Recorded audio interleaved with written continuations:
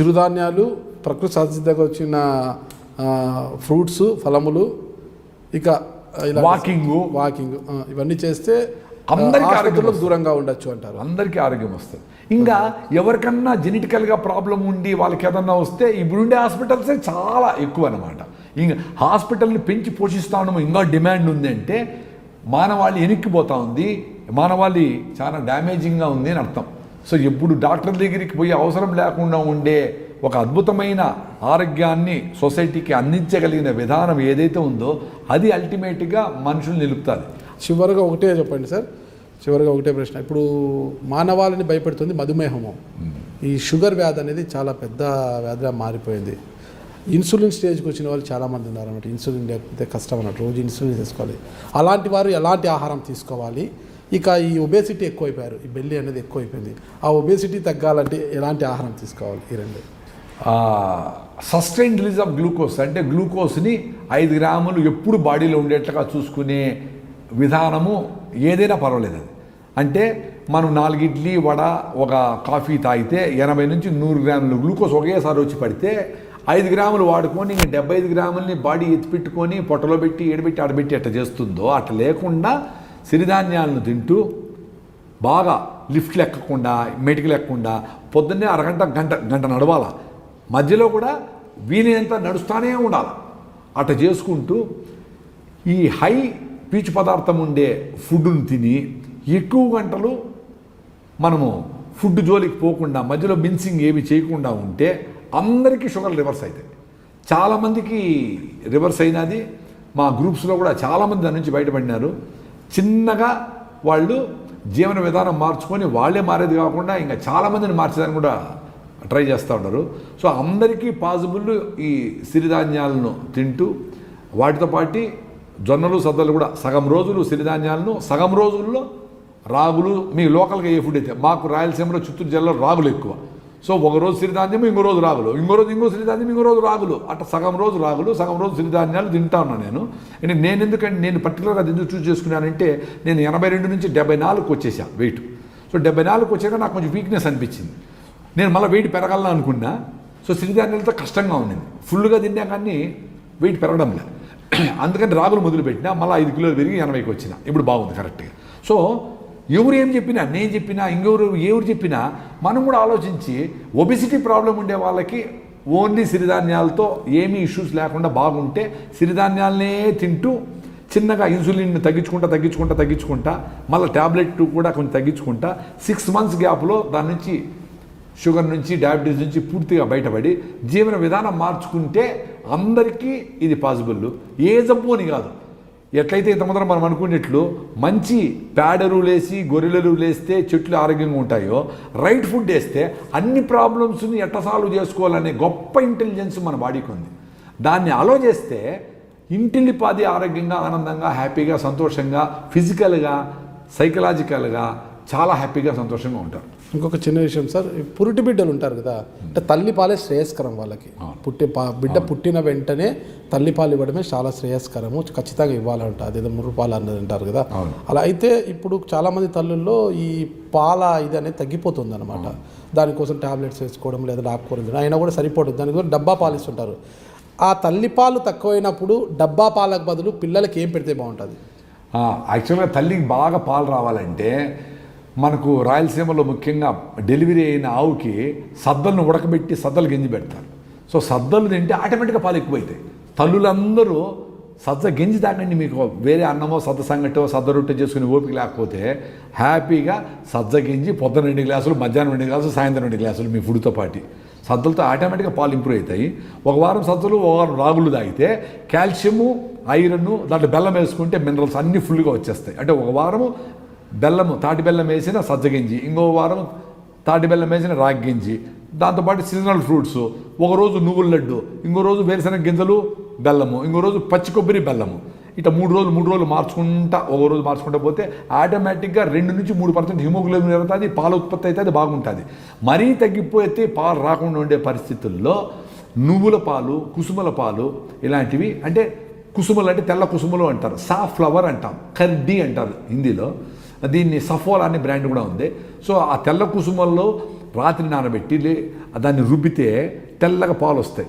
అంటే 100 గ్రాములు రుబ్బితే ఒక 750 ml పాలల్లో మనము ఆవు పెరుగుతో తోడు పెడితే దాంట్లో లాక్టోబాసిల్లస్ అనే బ్యాక్టీరియా అభివృద్ధి చెందుతుంది. అది గట్ బ్యాక్టీరియా అన్నమాట, ప్రోబయాటిక్స్ అంటాం. సో దాన్ని 2 స్పూన్లు 3 స్పూన్లు తాగిపిస్తే చిన్నపిల్లలకి మంచి పొట్టలో అంతా మంచి బ్యాక్టీరియా ఉండి చెడ్డ బ్యాక్టీరియా ఏదన్నా పోతే వాడి మోషన్ సిక్నెస్ రాకుండా వాటిని ఈ బ్యాక్టీరియా చంపుతాయి. ప్రోబయాటిక్స్ అంటాం. అంటే యాంటీబయాటిక్ అంటే బాంబు వేసినట్టు, అంటే ఏ బ్యాక్టీరియా చంపేసేది యాంటీబయాటిక్. సో మన పిల్లలకి యాంటీబయాటిక్ ఇచ్చామంటే వాడికి ఎప్పుడు జబ్బులు ఉంటాయి ఇట్లే. సో యాంటీబయాటిక్ అనేది అల్టిమేట్, ఇంకా వీడు కాదు వీడికి చాలా కష్టంగా ఉంది అయినా పోతాడేమో అనుకుంటే తప్ప యాంటీబయాటిక్ వాడకూడదు. ఇప్పుడు చిన్న చిన్న జబ్బుల కింద యాంటీబయాటిక్ వేస్తాను. సో యాంటీబాడీస్ అంటే నీ ఓన్ బాడీ మీద నువ్వు ఫైట్ చేపిస్తావు. అట్లా లేకుండా కుసుములు పాలు చేసుకోవచ్చు. సజ్జలతో నానబెట్టి సజ్జలు రుబ్బితే పాలులాగా వస్తాయి. 100 గ్రాములు రుబ్బితే 1/2 లీటర్, చిక్క కావాలంటే 1/2 లీటరు లేదు ఇంకొంచెం పోసుకొని పాలు అట్లే అయినా దాంట్లో బెల్లం వేసి తాగిపించవచ్చు. లేదు దాన్ని తోడుపెట్టి మామూలుగా పెరుగులాగా గట్టికి కాదు కానీ లాక్టోబాసిల్లస్ పెరుగులాగా అంటే దాంట్లో లాక్టిక్ యాసిడ్ బ్యాక్టీరియా డెవలప్ అవుతుంది. దాన్ని పెద్దోళ్ళు అయితే ఒక అన్నంలో వేసుకొని తిన్నారనుకో సూపర్గా ఉంటుంది. కడుపు మంటలు, కడుపు అసిడిటీలు, అల్సర్లు అన్నీ పోతాయి. ఇరిటబుల్ బౌల్ సిండ్రోము, ఇరిటేషను, ఫ్రీక్వెంట్గా మోషన్ వేడి అన్నీ సర్దుకునేస్తాయి. సో కుసుమ పాలు, సజ్జల పాలు, జొన్నల పాలు, నువ్వుల పాలు, వేరుశనగ గింజల పాలు ఇవన్నీ వారం వారం మార్చి తీసుకోవచ్చు. మా ప్రకృతి వనం గ్రూప్లో ఉండే 8,000 మంది సభ్యులు చాలామంది ఇది పాటిస్తున్నారు. దాంట్లో కూడా వాళ్ళు మహిళలు వాళ్ళందరూ రకరకాలుగా ఈ సిరిధాన్యాలతో ఆహారాలు ఇవన్నీ చేసి గ్రూప్లో కూడా పెడతా ఉండరు. అందరికీ ఆరోగ్యం బాగుంది. సో ఈ ఆరోగ్యం అనేది me I dream news channel ద్వారా ప్రతి ఒక్కరికి ఈజీగా అట్లా అందించేద్దాం. మనకేమి కమర్షియల్గా మనకు మందుల షాపులో ఇదో అదో ఏమీ లేవు. సో మా ఇంట్లో డాక్టర్లు ఉన్నాయి కానీ నేను ఇట్లా మాట్లాడగలిగిన ఫ్రీడమ్ నాకుంది కాబట్టి నేను చెప్పగలుగుతాను. ప్రాబబ్లీ మీకు కూడా ఏమి బిజినెస్లు ఫార్మా బిజినెస్ లేవు కాబట్టి మీరు కూడా ఇది కరెక్ట్గా ప్రమోట్ చేసి ప్రజా ఆరోగ్యం ఉండి మిగిలిన వాళ్ళకు ఉండేది ఉంటుంది. అంతేకాని ప్రజల ఆరోగ్యాన్ని, వాతావరణాన్ని కాలుష్యం చేసి జలవనరులను నాశనం చేసి మన బిజినెస్ పెంచుకోవాలనేది దుర్మార్గము. దాని నుంచి మానవాళి బయటపడితేనే మానవులతో పాటు సమస్త జీవులు కూడా ఆనందంగా ఉంటాయి. ఇప్పుడు మానవులతో పాటు అవి కూడా ఎక్స్టింక్ట్ అయిపోతా ఉన్నాయి. మానవుల దెబ్బకి అవి కూడా ఎక్స్టింక్ట్ అవుతా ఉన్నాయి. ఇప్పుడు సూపర్ పవర్ అంటే ఏ కంట్రీ అంటే ఎక్కువ ఆటం బొమ్మలు తయారు చేసిన కంట్రీ అమెరికా సూపర్ పవర్ అంటారు. మంచి ఆహారం తయారు చేసే భూటాను, మన సిక్కిం ఆర్గానిక్ స్టేట్, మన దేశంలో ఫస్ట్ స్టేట్ సిక్కిం లాగా ప్రతి స్టేట్ ఇక్కడ తయారయ్యి ఈ కెమికల్స్కు దూరంగా ఉంటూ అందరూ ఆరోగ్యంగా ఉండాలని మనసారా కోరుకుంటున్నాను. మీకు ఎంతమంది సంతానం సార్? నాకు 2 పిల్లలు. మా అబ్బాయి ఇంజనీరింగ్ అయిపోయి ఇప్పుడు మాతోనే వ్యవసాయం పనులకు వచ్చినాడు. మా పనులు అన్నీ చూసుకుంటున్నాడు. మా అమ్మాయి రిషివేల్లో 10 ఏళ్ళు చదివి ఆమెకి వెన్నెల ఆమె పేరు, అబ్బాయి పేరు కిరణ్. ఆమెకి ఇంటర్లో ఎకనామిక్స్లో 100 out of 100 వచ్చింది. ఐసీఎస్సిలో 97 మార్క్స్ అగ్రిగేట్ వచ్చింది. కానీ ఆమె ఎప్పుడు చదివినట్లే కనపడలా. ఆమె 5'10" ఉంటుంది. లాంగ్ జంపు, హై జంపు, మట్టితో బొమ్మలు చేసేది. 5'10" ఉంటారా? 5'10". మంచి ప్రింటింగ్ చేస్తుంది, డ్రాయింగ్. అంటే ఆమె కాదు, చాలామంది రిషివేల్లో వాళ్ళందరికీ ఆర్ట్ అనేది అన్నీ చెప్పేసి తబలా కొడుతుంది, అన్నీ చేస్తుంది. మాకెవరికి 100 out of 100 వచ్చింది తెలియదు. ఎకనామిక్స్లో 100 out of 100 వచ్చినా ఆమె అజీం ప్రేమ్జీ యూనివర్సిటీ బెంగళూరులో పోయి ఫిలాసఫీ తీసుకునే సబ్జెక్టు. ఇప్పుడు ఫిలాసఫీ కూడా బోర్ అంటా ఉంది. ఇటీవల మీ ఇంటికి అగ్రికల్చర్ అంటే వ్యవసాయ శాఖ ప్రిన్సిపల్ సెక్రటరీ రాజ్ కుమార్ గారు ఏమొచ్చారు? మాకు రీసెంట్గా రాజశేఖర్ గారు ప్రిన్సిపల్ సెక్రటరీ గారు, విజయ్ కుమార్ గారు, అజీం ప్రేమ్జీ ఫిలాంథ్రపిక్ అసోసియేషన్ వాళ్ళు మన ఏపీ స్టేట్ గవర్నమెంట్కి సమ్ 300 crores 500 crores డబ్బులు ఇచ్చారు ఆర్గానిక్ ఫార్మింగ్ ప్రమోట్ చేసేదానికి. వాళ్ళందరూ లాస్ట్ వీక్ వచ్చి ఆ రోజంతా అక్కడే కూర్చొని రివ్యూ అంతా చూసుకొని పోయినారు. అంటే ఒక్క ప్రకృతి వనమే కాకుండా ప్రతి విలేజ్లోన ఈ ఆర్గానిక్ ఫార్మింగ్ చేసి నేచర్ దగ్గరుండే చదువుకోకపోయినా వాళ్ళందరూ ఈ విధానాలని ఆచరించి ప్రకృతిని, పర్యావరణాన్ని దగ్గరగా ఉందామనుకుని చాలా ఇంపార్టెంట్. సుభాష్ పాలేకర్ గారు స్ఫూర్తితో మీరు అదంతా సాధించారని అంటుంటారు మీరు. అవును, 2009లో నేను సుభాష్ పాలేకర్ గారి మీటింగ్లో 70 గంటలు కూర్చున్నా. ఒక రోజుకి 10 గంటలు, 7 రోజులు. అప్పుడు నాకు అనిపించింది నేను చేసే పని కరెక్ట్ కాదు. అంతమంది కెమికల్ ఫార్మింగ్ చేసి Indian institute of horticulture research అని మన బెంగళూరులో ఉంది, పెద్ద అగ్రికల్చర్ ఇన్స్టిట్యూషన్ అది, గవర్నమెంట్ ఆఫ్ ఇండియా వాళ్ళది. దాన్ని తీసుకుపోయి మా టమాటాలు, broccoli, baby corn, sweet corn, రకరకాల ఎగ్జాటిక్ వెజిటబుల్స్ అన్నీ వేసేవాళ్ళం. సో అవన్నీ తీసుకుపోయి మైక్రోస్కోప్లో టెస్ట్ చేసి ఏం జబ్బు ఏమేమి తెలుసుకున్నాను. అంటే ఇప్పుడు మనం చేస్తాను చూడు, మరి పోయి నా కిడ్నీ బాగుందా, నా లివర్ బాగుందా అది ఎత్తుకుంటే భయంగా భయంగా వ్యవసాయం చేసాం. ఇప్పుడు నాకు ఏం జబ్బు రాదు, ఇది కరెక్టా అది కరెక్టా? సో 2009లో పాలేకర్ మీటింగ్లో 7 రోజులు 10 గంటలు కూర్చున్నాక 70 గంటలు కూర్చున్నాక నేను ఇమీడియట్గా కెమికల్ ఫార్మింగ్ నుంచి transformation, change is different, change happens slowly, transformation అప్పటికప్పుడు పాలేకర్ వ్యవసాయానికి వచ్చేసారు. పాలేకర్ వ్యవసాయానికి వచ్చేసి ఆయన 2-3 మీటింగ్లు పోయినా. నా వైఫ్ అనేది మొన్నే కదా పోయినావు మళ్ళీ ఎందుకు పోతాడు అని, గంటసాల పాటు మనం ఎన్నిసార్లు వింటాం కదా, బాగుంది అది, మళ్ళీ ఆయన ట్రాన్స్లేటర్గా ఉన్నా 2 years. ఆయన 7 రోజులు చెప్తే నేను 70 గంటలు ఆయనవన్నీ ఇట్లా ట్రాన్స్లేట్ చేసేవాడిని. సో మధ్యలో నావన్నీ కూడా కలిపి నా అనుభవాలన్నీ చెప్పేవాడిని వాళ్ళకి ఏదైనా టైం ఉంటే.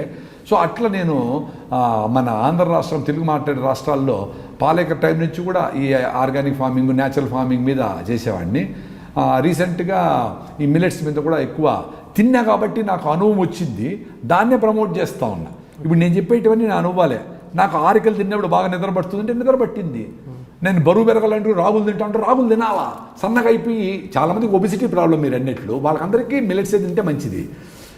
మాలాంటి వాళ్ళు బాగా సన్నగా అయిపోయి ఎక్కువ వెయిట్ తగ్గిపోతూ ఉండి వీక్నెస్ అనిపించింది అనుకో, బరువు పెరగాలనుకో, వాళ్ళు రాగులు సద్దలు తినాలి. ముఖ్యంగా రాగులు బాగా, రాగి సంగటి, రాగి రొట్టి, రాగి గంజి, రాగి జావ చేసుకొని బెల్లం వేసుకొని తింటే అది బరువు పెరుగుతాం. బరువు పెరగాలనుకునే వాళ్ళకి అది. సో బరువు తగ్గాలనుకునే వాళ్ళకి మిల్లెట్స్, బరువు పెరగాలనుకునే వాళ్ళకి అది చూసుకొని మనం వైజ్గా చేసుకోవాలి. మేము చెప్పిన కూడా గుడ్డిగా ఎవరు పాటించేదొద్దు. మీ ఇంటి పరిస్థితులకి, మీ వాతావరణ పరిస్థితులకి, మీ లోకల్గా ఉండే కండిషన్స్కి ఏది కరెక్ట్గా ఉన్నాయని తెలివిగా చూస్ చేసుకునే ఆ అద్భుతమైన శక్తి మనకు నేచర్ ఇచ్చింది. సో దాన్ని బట్టి మేము చెప్పినవి మీకు అన్వయించుకొని మీ కుటుంబ నేపథ్యంలో ఏం చేసుకుంటే బాగుంటుంది అనుకునే ఒక ప్రక్రియకు మీరు ఉండాలి, కానీ ఎవరు చెప్పింది ఏది పూర్తిగా follow కావద్దండి.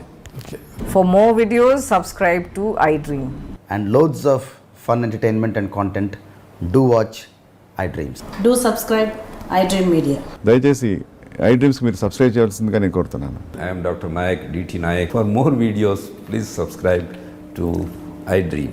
Please subscribe iDream News. Please subscribe iDream. Please subscribe iDreams. మీరు చూస్తున్నారు iDream News.